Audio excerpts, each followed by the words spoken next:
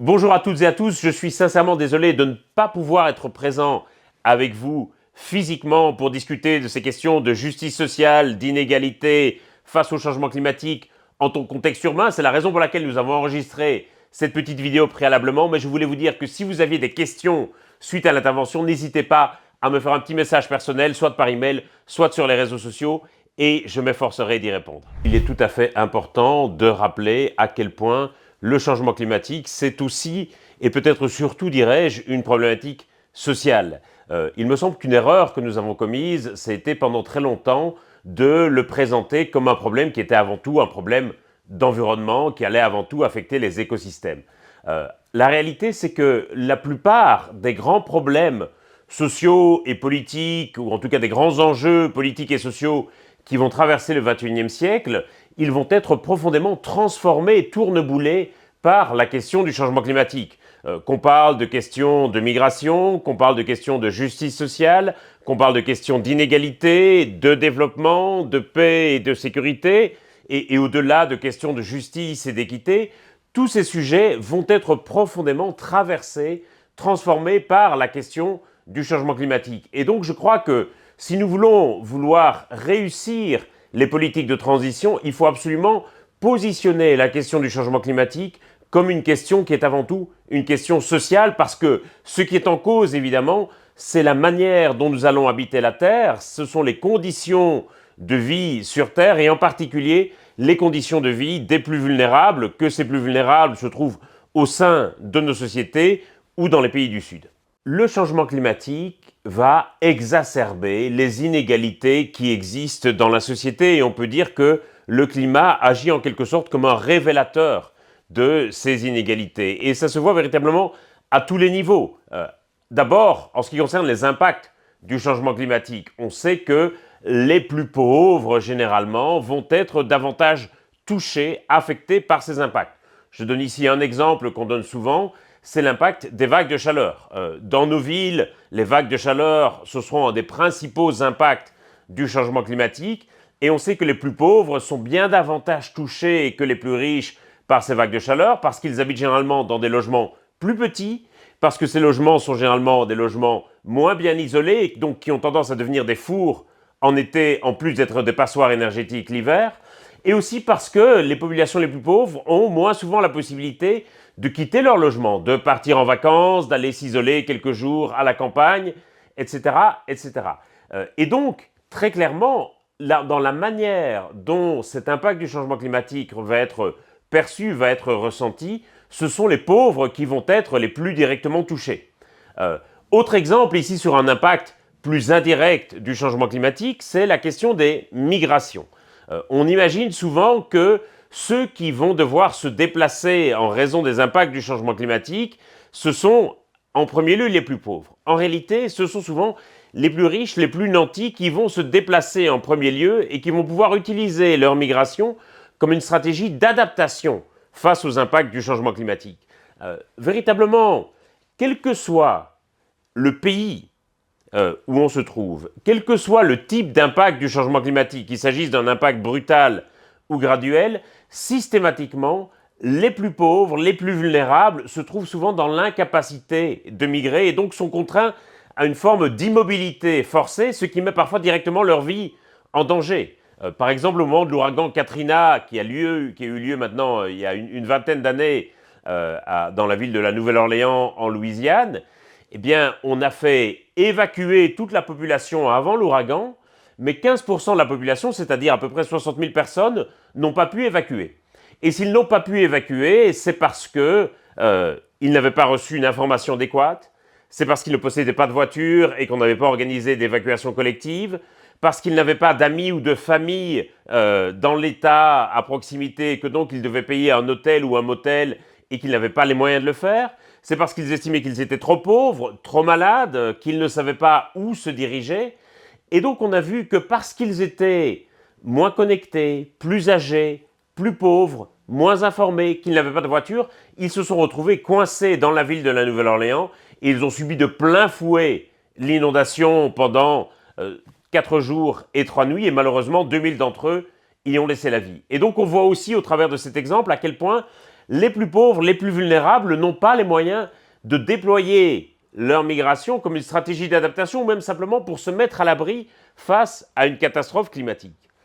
Et puis, si on veut passer à un autre niveau, très clairement, les plus pauvres vont souvent aussi parfois se trouver de côté face aux mesures de transition climatique ou énergétique. Et très souvent, les plus pauvres, les plus vulnérables, n'auront pas accès à toute une série de biens ou de services décarbonés. C'est le cas, par exemple, des services de mobilité décarbonés. On pense à la voiture électrique ou à des transports en commun. Toute une série de zones, en réalité, plus vulnérables, sont moins bien desservies par les transports en commun, n'ont pas de pistes cyclables et les gens n'ont pas les moyens d'acquérir un véhicule électrique. Et donc on voit que les plus vulnérables sont aussi défavorisés parfois, et même souvent, je dois le dire, par les politiques de transition, par les politiques de lutte contre le changement climatique. Et c'est là, évidemment, où il faut être extraordinairement prudent, parce que non seulement le changement climatique lui-même va exacerber les inégalités dans une société, mais les politiques de lutte contre le changement climatique peuvent également exacerber les inégalités dans une société. Je pense que si on veut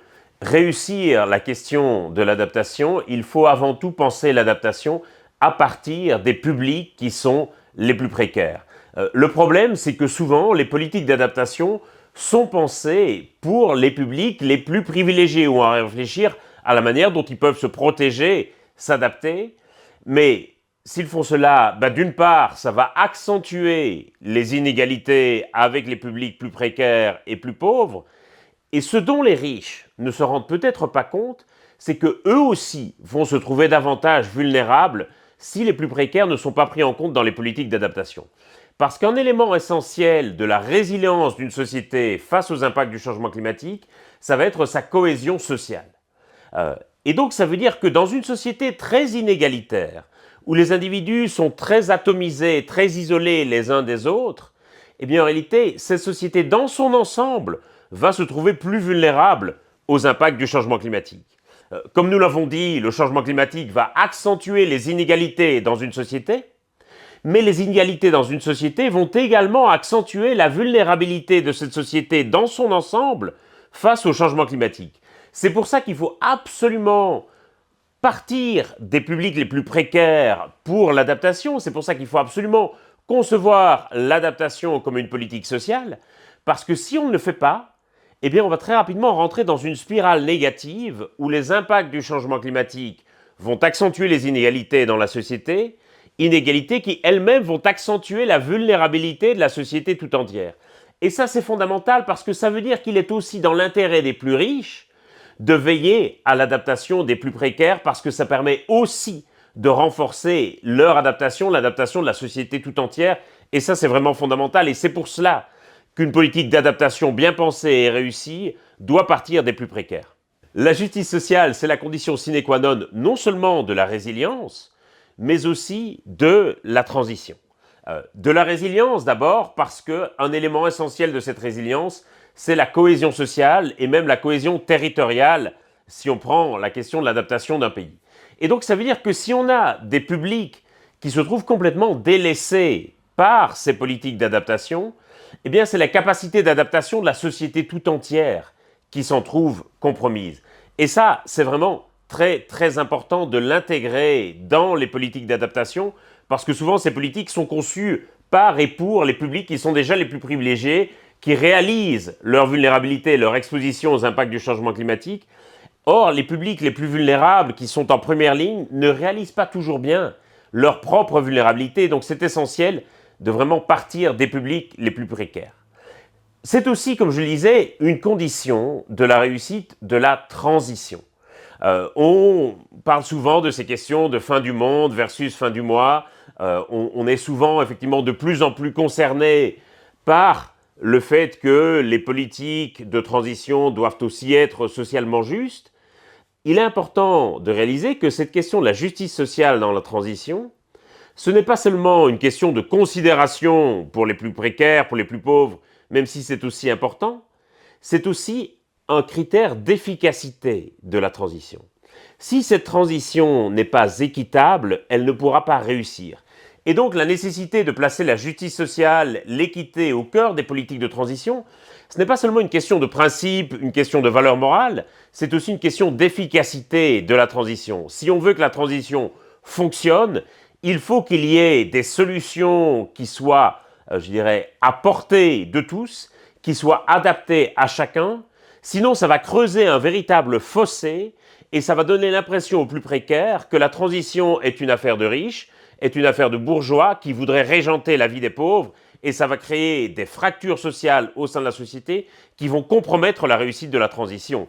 On le voit d'ailleurs en ce moment, une des raisons pour lesquelles on observe, en tout cas dans certaines populations, un véritable backlash contre l'écologie, contre les politiques de transition, c'est parce que ces politiques ont parfois donné l'impression d'ailleurs parfois justifiée, qu'elles étaient injustes socialement, qu'elles étaient conçues par et pour les plus riches et qu'elles laissaient littéralement sur le bord de la route les plus pauvres qui n'allaient pas avoir accès aux outils, aux instruments de la transition et qui, de surcroît, allaient être de plus en plus culpabilisés dans les discours, de plus en plus frappés par des interdictions ou une fiscalité de plus en plus lourde, sans avoir accès à la possibilité, effectivement, de décarboner leur choix de consommation. À l'échelle des villes, je pense qu'il y a effectivement beaucoup de politiques qui peuvent être reliées les unes aux autres. Je pense notamment aux politiques d'intégration des migrants dans les villes. Alors bien sûr, les politiques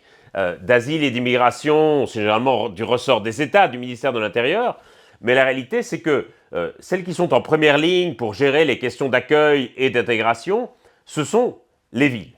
De la même manière, pour ce qui est des questions d'adaptation et de résilience, là encore, ce sont souvent les villes qui vont être en première ligne et qui vont devoir déployer ces stratégies d'adaptation. Si les deux ne sont pas pensés ensemble au niveau de la ville, par exemple, on va très souvent se retrouver dans des situations où les populations migrantes vont se retrouver complètement en dehors des politiques d'adaptation et aussi plus globalement des politiques de transition, appelons-le des politiques de résilience. Je donne un exemple en matière de mobilité. Très souvent, les quartiers où vont habiter les immigrés vont être des quartiers périphériques aux villes, souvent moins bien desservis par des réseaux de transport en commun, souvent aussi moins bien desservis par des réseaux de pistes cyclables, et c'est aussi un élément fondamental, et qui parfois vont être complètement oubliés sur des plans de transport. Je suis très frappé par exemple de la manière dont les plans de transport public vont en réalité dessiner la configuration de la ville, et comme souvent on va retrouver des quartiers d'immigration en dehors de ces plans de transport. Et donc même dans la manière dont on va dessiner des plans de transport urbain, cette question de l'inclusion, de l'intégration des quartiers périphériques est essentielle, et elle est essentielle aussi pour les questions d'adaptation, parce que c'est là qu'on va voir la manière dont ces quartiers périphériques vont pouvoir être pris en compte dans les plans d'adaptation. Et là encore, souvent, ce n'est pas le cas. On peut donner plein d'exemples en matière de plans de lutte contre les inondations, par exemple. Souvent, les plans de lutte contre les inondations vont chercher à protéger les quartiers hypercentraux des villes, qui sont souvent des quartiers où habitent des populations plus nanties, plus bourgeoises, et vont parfois délaisser les quartiers périphériques, au point parfois que ces quartiers périphériques vont se retrouver complètement inondés, et parfois les habitants de ces quartiers vont avoir l'impression d'être sacrifiés pour protéger les quartiers les plus riches. Encore une fois, je donne l'exemple de l'ouragan Katrina il y a 20 ans. Très clairement, on voit que les quartiers les plus riches de la ville ont été davantage protégés. C'est par exemple le quartier français qui est le quartier touristique par excellence de la Nouvelle-Orléans, alors qu'à l'inverse, des quartiers plus pauvres, notamment le fameux Lower Ninth Ward, qui est vraiment un quartier avec une population noire très pauvre, ont été littéralement sacrifiés. Pourquoi est-ce que c'était le cas? Eh bien, typiquement parce que les quartiers les plus pauvres sont plus pauvres parce que les terrains, les habitations, ils sont moins chers. Et souvent, les terrains et les habitations, ils sont moins chers parce qu'elles sont moins protégées des risques naturels, parce qu'elles se trouvent en zone inondable, par exemple. Et donc, c'est comme ça qu'on va se retrouver avec les quartiers moins privilégiés et précarisés qui vont se retrouver inondés, alors qu'à l'inverse, les habitations des plus riches vont être protégées. Ça va être comme ça aussi par rapport au risque d'incendie, très souvent, où on va, là encore, et on l'a vu sur les derniers incendies à Los Angeles, par exemple, où on va se focaliser sur les villas les plus riches des stars hollywoodiennes, et on va concentrer l'essentiel des moyens de lutte contre les incendies, parfois pour protéger ces villas, qui vont de surcroît être mieux assurées, et on va complètement oublier certains quartiers populaires où habitait une population beaucoup plus précarisée, dont les maisons, dont les habitations vont souvent être moins bien assurées. Et donc aujourd'hui, quand on voit la manière dont la ville de Los Angeles se reconfigure, on voit que ceux qui ont les moyens de rentrer, c'est ceux qui avaient évidemment la meilleure police d'assurance pour leur habitation. Et donc voilà deux exemples qui montrent à quel point il est vraiment nécessaire d'articuler en matière de résilience au niveau urbain les politiques sociales avec les politiques d'adaptation. Parce que si on ne le fait pas, comme je le disais, on risque vraiment d'avoir une vraie fracture sociale au niveau urbain qui par la suite peut donner lieu à toute une série de théories complotistes, par exemple, qui vont mettre en cause évidemment la démocratie et la cohésion sociale. Et donc on entre ici véritablement dans un cercle vicieux dont on aura beaucoup de mal à sortir. En réalité, il y a beaucoup d'exemples de villes qui ont fait des choses tout à fait intéressantes en matière d'inclusion, en matière d'intégration dans leur politique d'adaptation et de résilience. Et ce ne sont pas toujours des villes d'Europe. En réalité, on a parfois beaucoup d'inspiration à prendre de ce qui était fait dans certaines villes des pays du Sud. Je pense par exemple à Freetown, la capitale du Sierra Leone, je pense à Dhaka, la capitale du Bangladesh. Ce sont des villes qui ont vraiment mis en place des politiques très inclusives dans leur logique d'adaptation, de manière à vraiment pouvoir prendre en compte la vulnérabilité des quartiers périphériques. Et ça, c'est vraiment très très important. Et donc, il y a évidemment beaucoup d'exemples qu'on peut donner aussi dans des villes européennes ou dans les villes occidentales, et heureusement, mais il y a aussi beaucoup de leçons qu'on peut prendre dans les villes du Sud. À quoi ressemblera la ville idéale de demain? Il y a évidemment beaucoup de critères à prendre en compte, beaucoup de niveaux de préférence, mais je pense que pour que la ville puisse être idéale, il faudra avant tout qu'elle puisse être résiliente. Et donc ça sera une ville qui sera davantage végétalisée, et que ça sera une ville qui sera davantage connectée entre ces différents quartiers. Ça sera une ville où potentiellement la frontière entre l'hypercentre et la périphérie se sera atténuée. Ça sera une ville qui tiendra compte de ce qu'on appelle un peu son hinterland, donc c'est-à-dire les habitants qui habitent autour de la ville, qui n'habitent pas forcément dans la ville, mais qui utilisent la ville. Ça sera une ville aussi, et je crois que c'est très important, ça sera une ville plus solidaire. Je suis frappé de voir combien, après chaque catastrophe, et j'en ai étudié beaucoup, il y a souvent des vrais réseaux de solidarité qui se mettent en place et une vraie entraide entre les habitants. Mais cette solidarité, elle doit aussi être pensée en amont, dans la manière dont on va prévenir les gens, dans la manière dont on va les évacuer. Et souvent,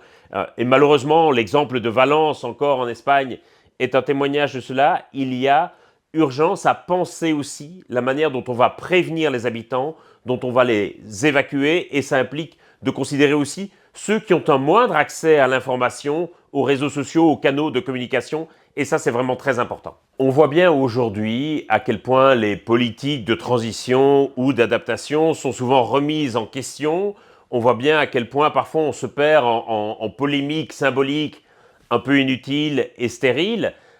et effectivement, l'impression qui est parfois donnée par le débat public et médiatique, c'est qu'on fait du surplace, qu'on n'avance pas. La réalité, c'est que lorsque j'observe ce qui se passe au niveau des municipalités, au niveau des villes, je vois quand même énormément d'initiatives qui sont prises et qui vont dans le bon sens, simplement parce que les villes sont en première ligne, à la fois pour ce qui concerne les politiques de décarbonation, mais aussi et surtout pour ce qui concerne les politiques d'adaptation. Et que très souvent, on va voir qu'on dépasse en réalité les clivages gauche-droite, et que tout maire qui est soucieux ou soucieuse effectivement de la qualité de vie de ses administrés, et surtout qui est soucieuse de les protéger face aux impacts du changement climatique, eh bien, met en place des politiques de lutte contre le changement climatique, à la fois de décarbonation, mais aussi d'adaptation. Et je crois que c'est très important de considérer que cette question des politiques d'adaptation, aujourd'hui, elle doit devenir une véritable question régalienne. Ce qui est en cause, c'est vraiment la protection des populations, et on ne protège bien une population que si on commence par protéger avant tout ces membres qui sont les plus vulnérables. Et aucune population ne sera protégée si ces membres les plus vulnérables ne sont pas protégés en premier lieu. Et c'est là, à mon avis, là où l'échelle de la ville, l'échelle urbaine est particulièrement pertinente, parce que ça permet véritablement de mener une vraie politique de cohésion sociale au niveau urbain en matière de résilience et d'adaptation.